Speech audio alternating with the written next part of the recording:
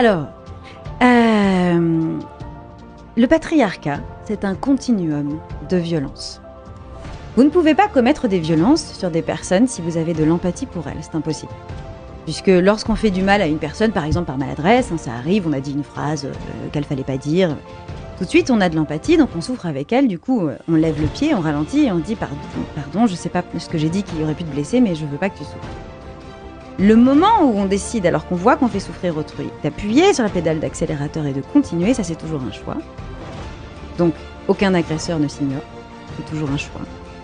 Et ça signifie qu'on méprise totalement l'autre. On ne considère pas que l'autre est une personne vivante, digne d'être respectée. Pour arriver à ce niveau-là, à des violences sexuelles aussi massives, à des féminicides aussi massifs, je vous rappelle quand même que par exemple en Inde, un pays aussi peuplé, elle manque une femme sur 5. Ils ont féminicider une femme sur 5. Je veux dire, s'il y avait un pays, mais même minuscule, le Liechtenstein, où il manquait un mec sur 5 qui avait été homicidé par des femmes, le monde entier ferait la guerre à ce pays. Sociétalement, personne n'a d'empathie pour les femmes. Donc moi, je vois cette machine patriarcale et je me rends compte que pour arriver à ce niveau de manque d'empathie, c'est Andrea Dworkin qui disait « Le féminisme, c'est l'idée radicale selon laquelle les femmes sont aussi des êtres humains ».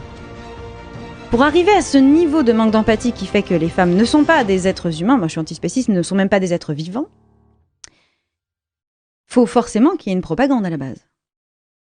Donc tout ce qui participe à cette propagande, et c'est d'ailleurs ce qui se passe dans l'ensemble des génocides, et le mot génocide fonctionne pour les femmes, c'est-à-dire qu'on a un génocide globalisé qui dure depuis des millénaires, c'est ça. Donc pour en arriver là, il faut une propagande de base, exactement comme on a pu voir, je ne sais pas, au Rwanda par exemple, pour que les Hutus massivement assassinent les Tutsis, il y a eu une radio, la radio des 7 collines, qui a raconté pendant des années que c'était des cafards. Là c'est pareil, vous avez une propagande anti-femme globalisée depuis des millénaires pour en arriver là. Et le langage, c'est un des outils extrêmement importants, parce qu'encore une fois, le langage structure la pensée et la pensée entraîne les actions. Donc le langage est un des outils de propagande à la base de ces rouages-là. Et en fait, pour détruire la machine, il faut attaquer tous les rouages à la fois.